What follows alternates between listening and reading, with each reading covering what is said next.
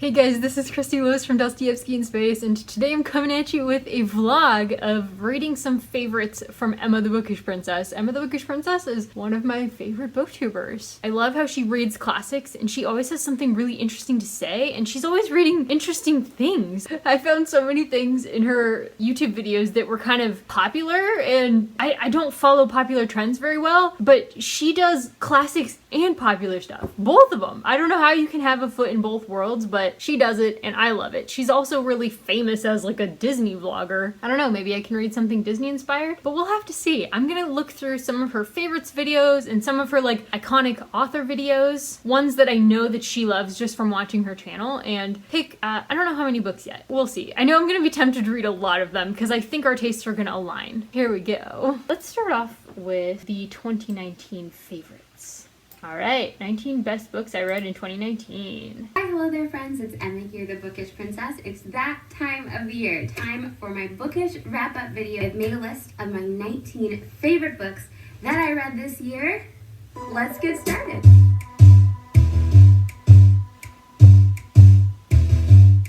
Oh, I should have made some tea. Heidi looked around with growing delight at the mountain peaks she knew so well, and which seemed to greet her like old friends. I'm pretty sure to go back and reread children's classics as an adult, because they're really good ones that still speak to you, and there are always so many little elements of it that you've forgotten, and it's just so fun to revisit. The mountain peaks are definitely characters in Heidi, as are the fir trees. Okay, let's look at the 2018 favorites. Okay, 18 favorites of 2018. My quote notebooks here. There's a Dostoevsky book. Quote from each book. I hope you've all been having a very merry. Demons by Dostoevsky is surprisingly funny and sarcastic and very. What kind of a channel would I be if I didn't read the Dostoevsky one on her list? But it's so thick. It's so thick. We'll see. We'll see. I'm gonna write it down and maybe. Elizabeth Goudge is one of my absolute favorite authors. If you're familiar with my channel, I am looking forward to reading something by Elizabeth Goudge. It's gonna happen. The three authors that I'm anticipating reading for this video are Elizabeth Goudge, P.G. Wodehouse, and Jane Austen. I would like to read Northanger Abbey actually. If she mentions that one in one of her favorites, then I will. Okay, so let's do 2017 favorites. See what's there. She looks exactly the same. She's just like me. She never changes. Like, she just looks exactly the same. I hear we'll appreciate that when we're older, Emma. You still get carded because I still get carded. Lord Peter and Harriet Vane. This is a Lord Peter book. Busman's Honeymoon! Okay, I have that one on my Kindle. So that could be one of them. Although it's one of those books that I like to read at bedtime. So that would be really slow because I don't read it every night. So it just takes me a while. It still has some just great writing and interesting story. And one of those books, short story Leaf by Niggle by J.R.R. Tolkien. Guys, this is a short story? Ooh, that's a fun idea. I could probably fit that one in. Let me write it down. It's about an artist named Niggle who has this vision in his mind. Where should we go next? 2017, that's pretty far back, so maybe I will... Oh, there's so many in here that she's mentioned that I would love to read in these last two videos. I'm interested in Peace Like a River by Leif Inger. I'm interested in A Short History of Myth, Wives and Daughters, What Matters in Jane Austen, the Hamilton bio, which I started. She said she read and listened to the soundtrack next to each other, which is something I need to do. That could be a good one. We thought about going to see it in San Francisco, so we'll see if that happens. I'm just gonna keep looking. I haven't decided which Goudge I want to read or which Austen. I think I definitely want to read Heidi since I've got it. Let's look at her Lenten Reads video. That sounds fun. And that is the Bible. Oh, yeah. It's always good to go. I know I was reading Julian, which not too long ago, and I talked about it in a... I'm reading her already for Lent. So, oh dang, if I had known that it was gonna be in this video, then I wouldn't have started reading her at Lent, but I probably would have anyway. But this just happens because I watch her videos and she'll recommend something and so I'll start reading it. So there's probably going to be more things that I'm reading that I've heard recommended from her during this time period. I'm just guessing it's going to take me several months to read 5 books because that's just how it goes for me. I don't think I want to read more like heavy theology because I'm already reading Revelations of Divine Love. Whenever you start talking about Catholic writers, I feel like Flannery O'Connor's name comes up. This is not one of her short stories. This is actually pretty much exactly what it says on the cover, a prayer journal. I just did my Lent TBR not that long ago, and Emma commented on it, and she was like, oh yeah, I forget exactly what she said, but she said, I really love this prayer journal. I wonder if I watched this video before. It does have the red line on it, so I probably have watched it before. Maybe that's where I even heard of it first. I don't know. I definitely want to read that for this video. That's gonna happen, for sure. Okay, we're doing well. We've got some stuff.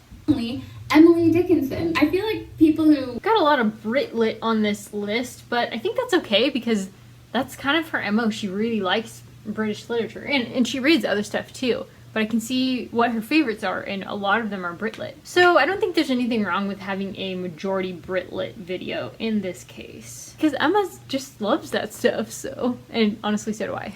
Let's do the Jane Austen bookish chat. Maybe that'll help me decide which Jane Austen to read. Or maybe she'll mention Northanger Abbey, so I can just choose that one. We'll see. This is the one I read most recently, Northanger Abbey. Northanger Abbey. So charming. I love Catherine Moore. Awesome. Okay, well, she mentioned it, so I'm doing it. I'm doing it.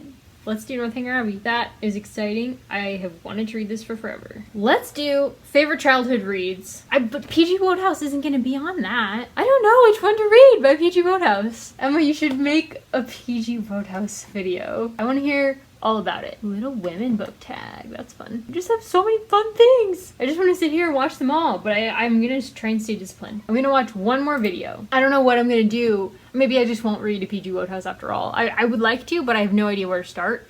So, yeah. Let's watch favorite childhood reads, and and I don't know a Goudge book. Well, Goudge wrote a childhood book. Let's see, maybe you'll like it. Mary Poppins! And The Little White Horse by Elizabeth Goudge. This was the first time I ever met Elizabeth Goudge was through The Little White Horse. My mom would read it to us. Well, there we go.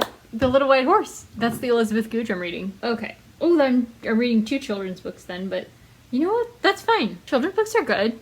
And they're short, which is important for me. Heidi, Busman's Honeymoon, Prayer Journal by Flannery O'Connor, Northanger Abbey, and The Little White Horse. That's a good list. I wish there was a Wodehouse on there, but that's just what's gonna have to happen. Okay, guys, let's get started. You guys, guess what I just got?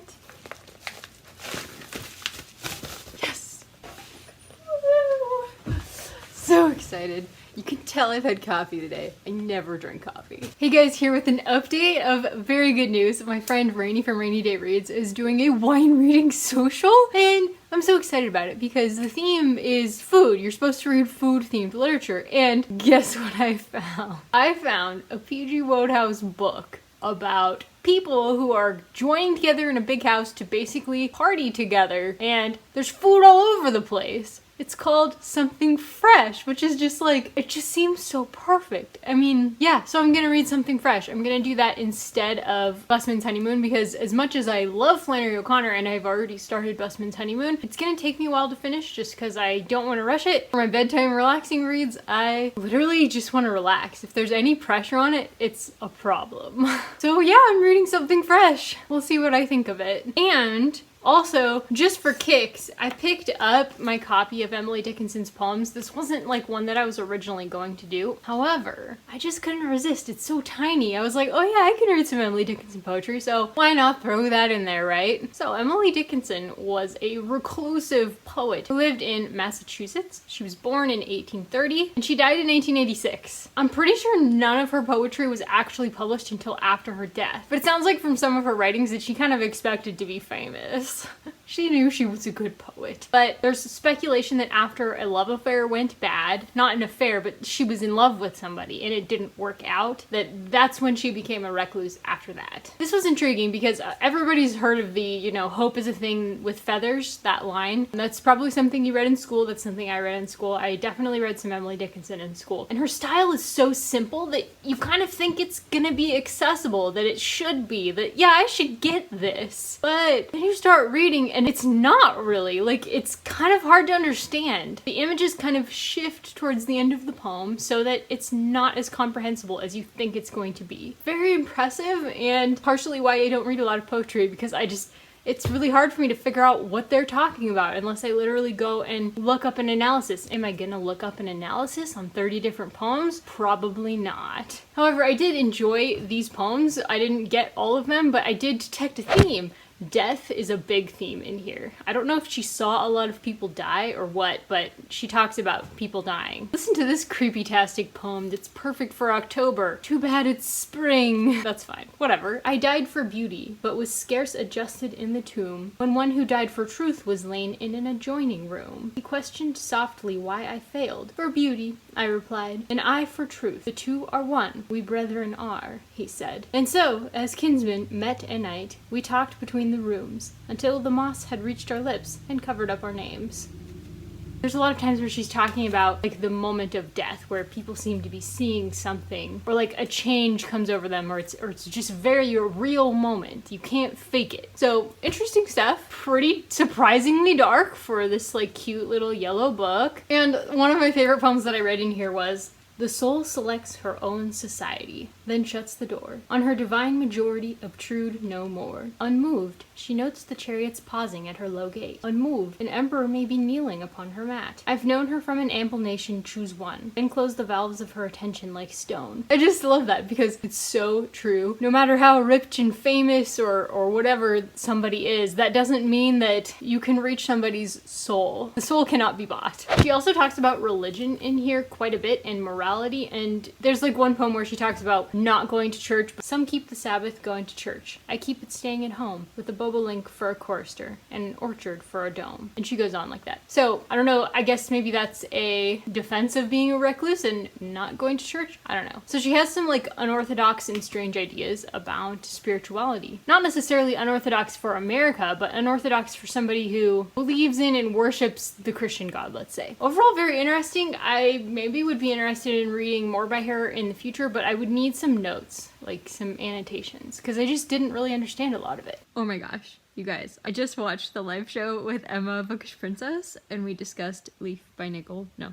Niggle, yeah, Leaf by Niggle. It was so good. The story was great. The live show was so much fun. And we're reading Lady Susan next. I guess I'm not reading Northanger Abbey. Instead, I'm reading Lady Susan. Okay, guys, I have read 3 of the books. 4 of the books, but I'm only talking about 3 of them today. Let's start with Lady Susan because we just had the live show discussion of Lady Susan on Emma's channel. It was so much fun. Honestly, reading this, I think I read it all in like maybe 2 nights. This novel is very different from a lot of the other Austen novels that I have read. I've read all of them other than Northanger Abbey now. And I don't ever remember reading one that was like told from the perspective of an anti-hero like Lady Susan. Lady Susan just wants what she wants. She wants her own way in everything. She wants everybody to love her. She's just a flirt. She loves to flirt with all the men. She loves putting a spell over them. And they all fall under it because she's just so charming. And most women do not like her. She does not have any success with the women other than her one friend, Mrs. Johnson. Lady Susan goes from place to place making all the men fall in love with her. She's just in it for the fun. That's all she really wants. Her goal for this story is to marry her daughter Frederica off to a very undeserving young man. He's kind of a slob. It sounds like he has no character, and Frederica has a lot of character, unlike her mother. Frederica is completely different from her mother. She's a lot like Fanny from Mansfield Park, and I love Fanny from Mansfield Park. I think she might be my favorite Austen character. So I really did like Frederica. Essentially, Lady Susan has been forced to leave her home because of her notorious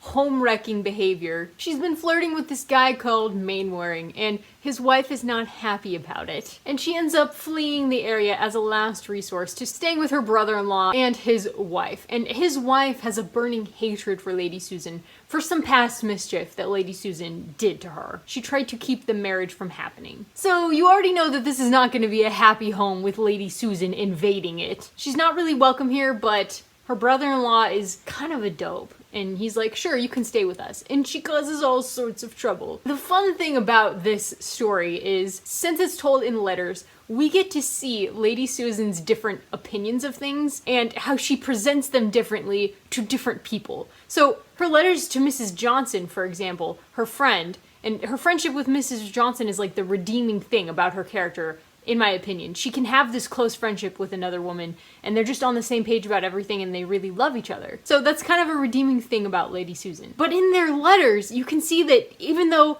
their friendship is a redeeming factor about their characters, they have no character, so their friendship has no substance. The content of their friendship is just gossip and making fun of people and talking about how much they like to flirt and have affairs. Needless to say, this is Austen, so there was some really good stuff in there that I enjoyed, and Emma's breakdown was fantastic, of course. So it was just such a pleasure to read this with her, and she did a character map like a few hours after. I hope she does do more readathons because I really did love reading things with her. We read Leaf by Niggle first and had a live show discussion, and then there was Lady Susan, and I just loved it. It was so much fun. I also wanted to talk about Heidi by Johanna Spyri. This is about a young girl on the Swiss Alps living with her grandfather. So the beginning starts with her and her older sister Deet taking her up into the Swiss Alps, where her grandfather lives a very isolated existence with his goats and his goat herd, because the sister Deet needs to take a situation that she is heard about and been accepted for, which I guess she's probably a housekeeper, and she can't take care of Heidi anymore because Heidi's very young and she needs looking after. So she brings Heidi up to Grandpa and just assumes that Grandpa will take care of her, and to everybody's shock, he does it. He accepts her because she just brings this sort of light and life into everybody's life that she meets. She just has a really precocious way of looking at the world, and it's very encouraging. She has a real heart for the suffering, and she sort of senses that her grandfather is one of these suffering, hurting people. And so she loves him with all of her little heart, which is actually a huge heart for such a little girl. And the thing that she loves most is to talk to her grandma, which is not married to her grandpa. She just calls her grandmother, who is blind, and she just loves nothing more than to bring light into her blind grandmother's life. When she first found out what blindness was like, that grandma couldn't see anything, it just upset her so much. And so ever since then, that's been like her goal in life, bringing light into her life. And usually that's by reading hymns to her. So she loves her life up on this mountain. Let me just read you a quote about life on the mountain, because the descriptions are one of the really strong things about this book. The descriptions of the Swiss Alps versus the city life. And that's a big theme in here, that the mountain air is very healthy and the city air is not very healthy. But as healthy as the mountain air is, you do need community. It's like an extension of the theme. You really need some community. So the grandfather has taken him out of society, of village life, because of the hurt he's experienced, and that's not a healthy lifestyle. But it's also not a healthy lifestyle to live in a city with all the smoke and away from nature and away from healthy, nutritious food. So here's a description of grandfather's hut. The procession reached the height where, on a projecting cliff, stood the old uncle's hut, exposed to every wind, but also open to every ray of sunlight, and with a wide view of the valley below. Behind the hut stood 3 ancient fir trees with long, thick, untrimmed branches. Further back, the mountain with its old gray rocks rose higher still, now displaying lovely, fertile pastures, now a tangle of great stones and bushes. And finally, above them all, bare, steep cliffs. Isn't that just a wonderful visual? Now, that description called him the Alm Uncle because that's what the whole little village calls him. He's actually Heidi's grandfather. Heidi's character journey in this book is really to trust God, even when things are really difficult and when she's depressed. There's a long period in this book where she's living in a city away from everything she loves, everything that she grew up with, and she's very depressed. Like, it's threatening her health. But there's nothing she can do about it because she's young and she's been placed in a situation that she has no control over other than to just make the best of it. And that's really where her faith comes in. She describes it thus. Do you know why the stars are so full of joy and wink at us so with their eyes? Because they see up in heaven how well the dear Lord directs everything for people, so that they need have no worry and can be safe, because everything will happen for the best. That delights them so. See how they wink, that they may be happy too? But do you know, Clara, we must not forget our prayers. We must ask the dear Lord to think of us, when he is directing everything so well, that we may always be safe and never be afraid of anything. This story has a lot of imagery of Heidi throwing off tradition. She's not a traditional girl. She's very anti-tradition, actually, and that comes from growing up with her grandfather. As she is first climbing up the mountain to her grandfather's house, she throws off all of her confining warm clothes so that she can move more freely, because she was having trouble climbing freely like the goats and the goat herd Peter, who is another constant character in this story and sometime antagonist. She's constantly throwing off pretty hats and costumes that you would wear in the city if you were a lady. Because of her grandfather's hurt about society. She really tries hard to just be the simple mountain girl that loves everybody she meets. And she succeeds really well with that, and she's so happy with that. I love that she's so happy just making other people happy. That reminds me of a quote from Something Fresh, which is something else that I just read for this video. As we grow older and realize more clearly the limitations of human happiness, we come to see that the only real and abiding pleasure in life is to give pleasure to other people. And with that, I'll move on to Something Fresh. But I do highly recommend this.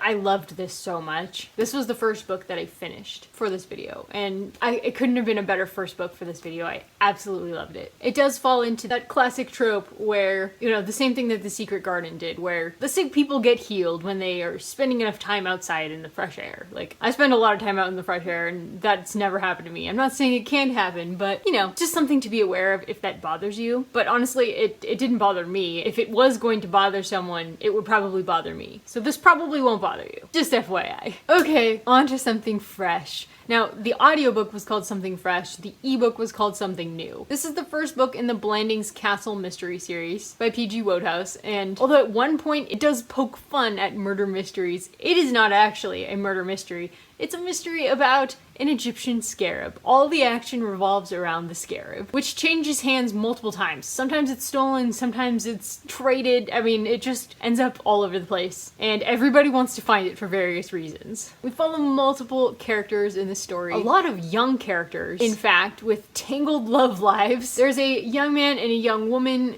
who are both in really dead-end jobs that they hate, and they end up taking a job from different employers to steal the scarab. And so they meet, and their relationships involve them with another young couple who have all of their own agendas as well. So it's a fairly large cast, which is common, I think, with mysteries, because there has to be confusion about who stole things at which time and whatever. I don't read that many mysteries, but I did really enjoy this one, mostly for the humor. It's really quite refreshingly funny. Science, with 1,000 triumphs to her credit, has not yet succeeded in discovering the correct reply for a young man to make who finds himself in the appalling position of being apologized to by a pretty girl. That's by the young man who is in the dead-end job meeting the young woman in the dead-end job, whom he immediately takes a liking to. But then they end up being rivals trying to steal the scarab, so yeah, that puts some strain on their relationship. But Ash something was his name, and he was probably my favorite character. He's really funny. He's always doing these weird exercises to keep his body in shape, like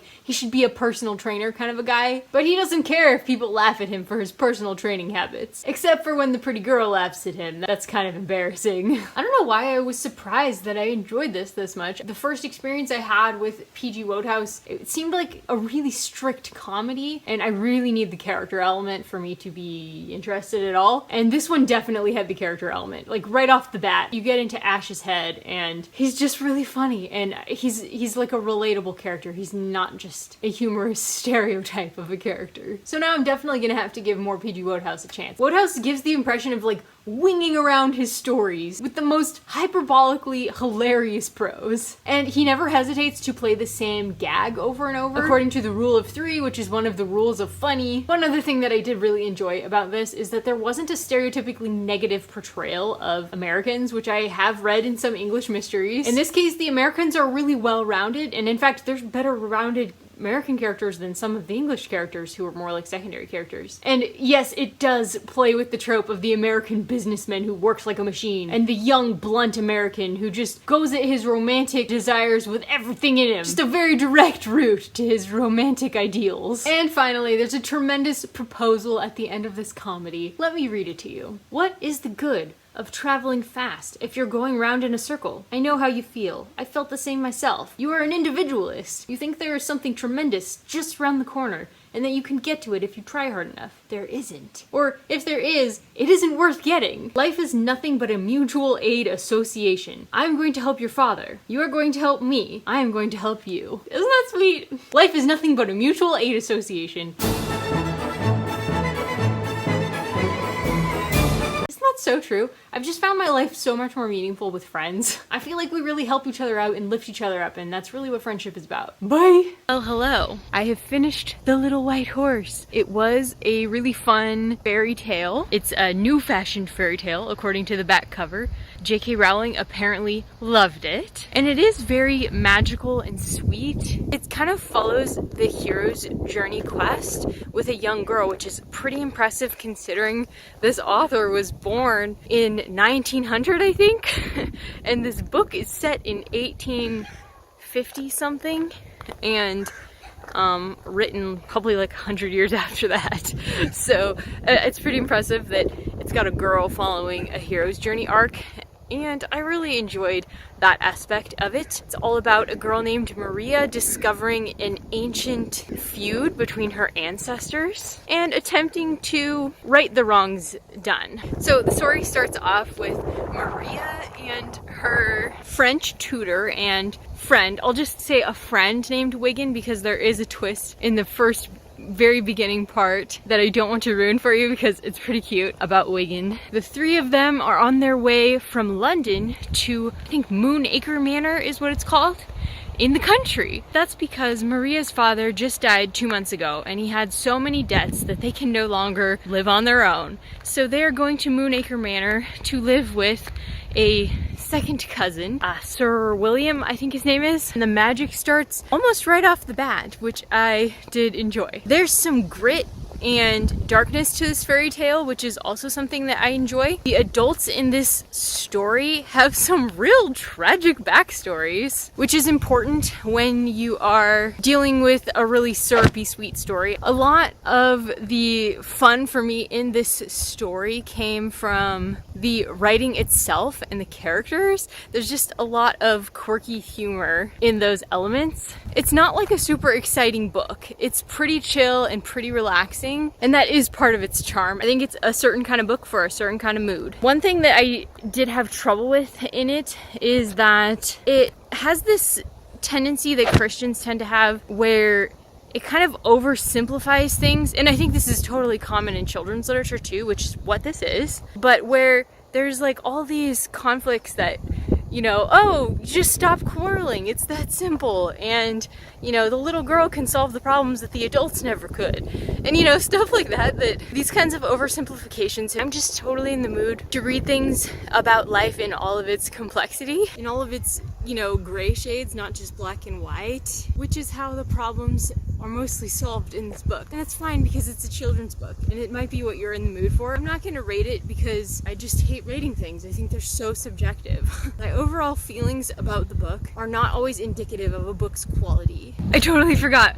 one thing that I did also really enjoy about this book is that it tackles the subject of prejudices, and I'm not talking about like super serious ones, but the concepts still kind of apply. So like, for example, it's super silly, but there's two characters in this book who hate the color pink, and kind of gradually through exposure and experience and reflection, they come to set aside their feelings of abhorrence for the color pink because it's part of God's creation. God's creation is like a big theme in this story.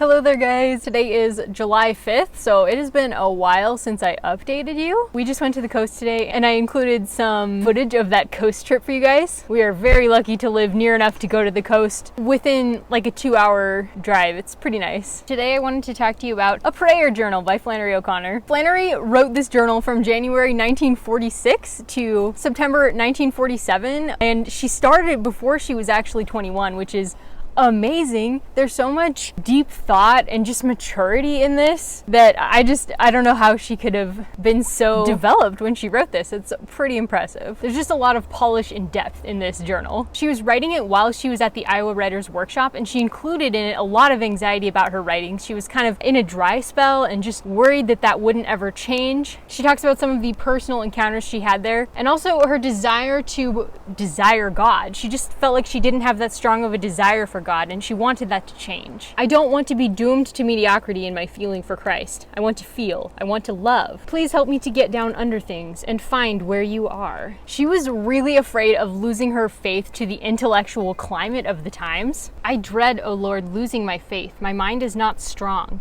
It is a prey to all sorts of intellectual quackery. I am always on the brink of assenting. It is almost a subconscious assent. She even begged God to make her a mystic. What I am asking for is really very ridiculous. O Lord, I am saying, at present I am a cheese. Make me a mystic immediately.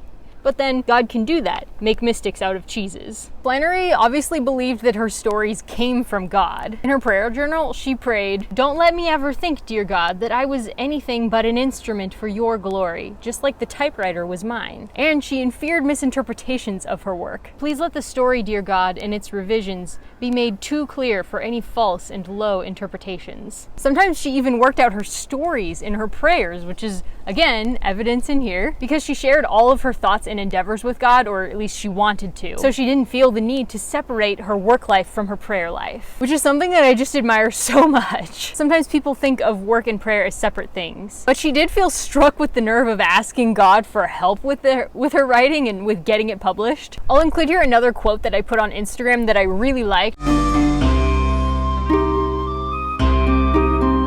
And then here's another favorite faith quote. All our lives are consumed in possessing struggle, but only when the struggle is cherished and directed to a final consumption outside of this life is it of any value. And there was this amazing whole chapter about love that talked about Freud and Proust and the sick romanticization of love and sex in the modern era. And it was amazing and brilliant, and I don't really have time to reproduce it here for you, so you'll just have to go and read it yourself, and I do hope that you do. It was an amazing, amazing prayer entry. I'll even tell you the page numbers. It's pages 30, 31, and 32, and it's her entry on May 4th. I have notes everywhere on this page. It doesn't seem like Flannery herself had an improved opinion of herself after writing this journal and finishing it. I think she was probably discouraged that, she hadn't become a mystic, and maybe she didn't have a really strong feeling for God yet, even though that is what she was praying for throughout most of this journal. Today I have proved myself a glutton for Scotch oatmeal cookies and erotic thought.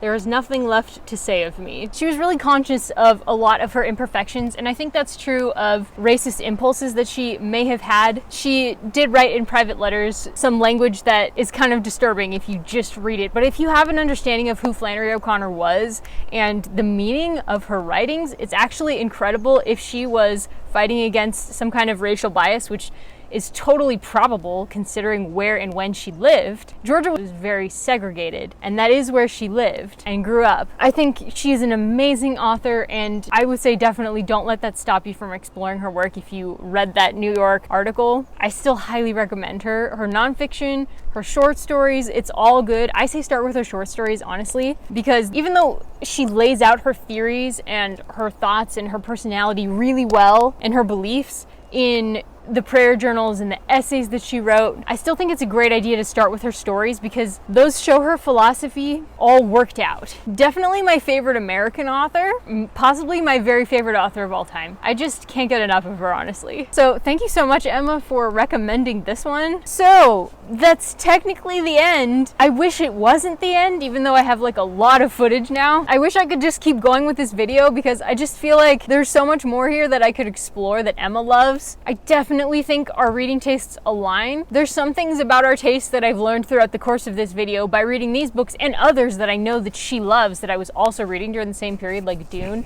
I can tell that we have some differences. I think she's probably a little bit more intellectual in her reading choices and tastes books than I am. Like, she probably just doesn't get bored as easily as I do. But I absolutely fell in love with so many of these stories, and it's not at all a surprise to me that our reading tastes are fairly compatible. So I did go ahead and pick up Demons, and I got the Richard Pevere and Larissa Volokonsky translation because I've heard that this is the best. So I'm waiting for it to come in on audiobook in the same translation so that I can have that on hand to kind of help me through if I'm getting sleepy while I'm reading. I didn't do that with my first reading of Crime and Punishment, and I got through it just fine, but it took me like a month. And that was before BookTube, so I had plenty of reading time. So yeah, even though the video ends here, my Emma Bookish Princess reading does not end here. I also have the Rubbaiyat on my phone that I downloaded from Project Gutenberg. I would have loved to fit that into this video as like a surprise. Here we go! Okay guys, I hope that you enjoyed this vlog, and like and comment and subscribe. I would love to hear any of your thoughts on these books, on Emma, on anything that you would like to see me read and review. And yeah, I would love to do more of these. If you have like a booktuber that you'd like me to like read some of their books and see what I think, drop their names down below, and that would be a really fun project to read more books recommended by certain booktubers. So okay, thanks guys so much. It was great talking with you, and I'll talk to you soon. Bye!